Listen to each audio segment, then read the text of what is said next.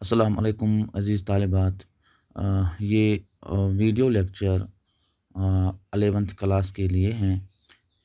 इसमें आज हम आखिरी कदम जो हमारे निसाब का एक सबक डॉक्टर ज़ाकिर हुसैन का लिखा हुआ है, अ, उसका आज हम खुलासा पढ़ने जा रहे हैं। इससे पहले वाले वीडियो क्लास में हमने डॉक्टर ज़ाकिर हुसैन की हयात और अदबी खदमात यानी उनका एक मुख्तसर सा नोट हमने इस क्लास के थ्रू शेयर किया है और उसका फ़ोटोग्राफ भी हमने अपने ग्रुप पे डाला हुआ है।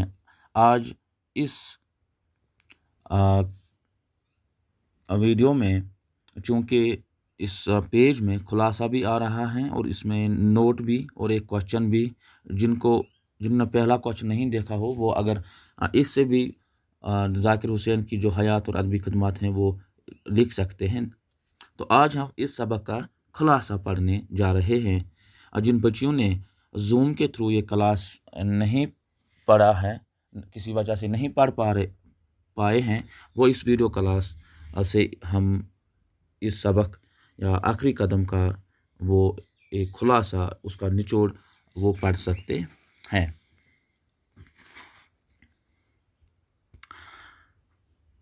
चूँकि आखिरी कदम जो सबक है, जो मज़मून है, ज़ाकिर हुसैन ने लिखा है।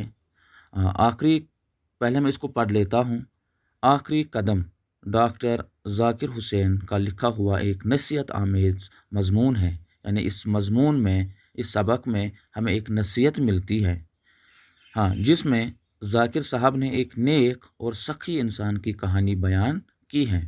आखिरी कदम जो सबक हैं, इसमें ज़ाकिर हुसैन ने एक नेक और सखी इंसान की एक कहानी बयान की है कि वो पोशीदा पोशीदा यानी छुप छुप कर, पोशीदा का माने हैं छुप छुप कर, मोहताजों मिस्कीनों और ज़रूरतमंदों की मदद करता रहता था।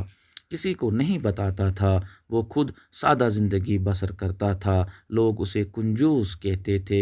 उसके दोस्त उसको ताने देते थे। कभी कभी इस तरह की बातों से उसका दिल दुखता था, लेकिन वो अपना काम करता रहता था। यानी ये जो शख्स था, ये जो एक नेक दिल इंसान था, वो चुप छुप कर पोशीदा तौर पर बिना किसी को बताए मोहताजों, मिस्कीनों और ज़रूरतमंदों की मदद करता था, उनकी हाजत पूरी करता था। लेकिन वो इन सब बातों को किसी के सामने ज़िक्र नहीं करता था, किसी से नहीं कहता था, लेकिन खुद वो सादा ज़िंदगी बसर करता था, खुद वो एक सिंपल ज़िंदगी बसर करता था। अब उस तौर तरीके से, उस सादगी की वजह से लोग उसे कंजूस कहते थे, क्योंकि वो अपने ऊपर पैसे ज़्यादा खर्च नहीं करता था।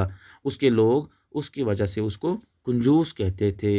उसके दोस्त ताने देते थे और इस शख्स को कभी-कभी इन बातों से, दोस्तों के इन तानों से दिल तंग हो जाता था, दिल दुखता था, लेकिन वो अपना काम करता था।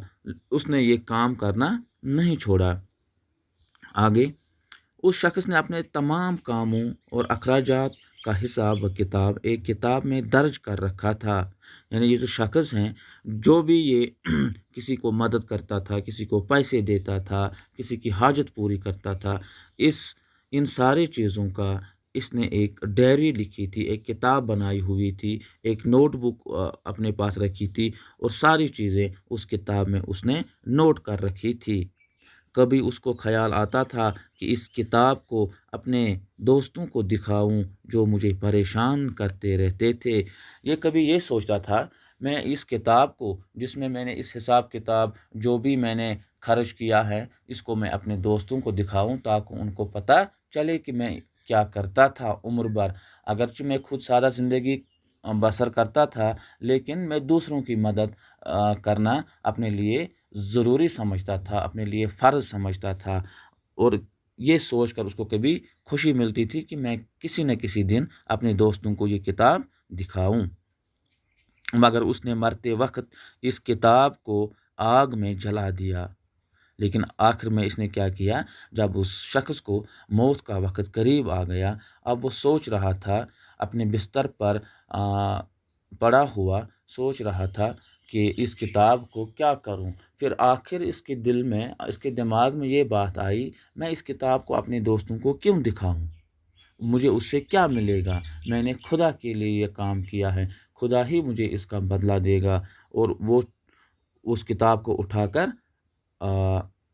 آگ کی ایک انگیٹھی میں، یتھ أسۍ کٲشِر پٲٹھۍ بُخٲرۍ چھِ وَنان، تُجِن یہِ کِتاب زٲجِن اَتھ بُخارِ منٛز۔ أمۍ یوٚژھ نہٕ کہِ میٛٲنۍ یہِ کِتاب گٔژھ میٛٲنۍ دوست وٕچھُن، أمِس گوٚو نہٕ اَمہِ چیٖزُک خیال کہ میٛٲنۍ دوست مےٚ چھِ تان دِوان، لیکن مگر اس نے مرتے وقت اس کتاب کو آگ میں جلا دیا اور نیکیوں کو اپنے ساتھ لے گیا، یعنی اس نے اپنی نیکیوں کی خبر کسی کو نہ ہونے دی۔ تو اس سبق سے ہمیں یہ نصیحت ملتی ہے کہ ایک تو ہمیں دوسروں کے کام آنا چاہیے، دوسروں کی مدد کرنی چاہیے، حاجت مندوں، ضرورت مندوں، ان کا سہارا بننا چاہیے، ان کی کسی بھی طرح ان کی مدد کرنی چاہیے۔ اور اگر ہم مدد کرتے ہیں تو اس کا ذکر ہمیں کسی کے سامنے نہیں کرنا چاہیے۔ اس کو جو محاورہ ہے نیکی کر دریا میں ڈال، یعنی اگر ہم نیکی کرتے ہیں اس کو ہم چھوڑ دیتے ہیں، کسی کے سامنے ذکر نہیں کرتے ہیں، اس نیکی کا صلہ ہمیں خدا سے ملے گا۔ تو یہ سوچ کر ہمیں نیکی کرنی چاہیے۔ ایک تو ہمیں نیکی کرنی چاہیے، لوگوں کی حاجت پوری کرنی چاہیے، اور اس کے بعد دوسروں کے سامنے اس کا ذکر نہیں کرنا چاہیے۔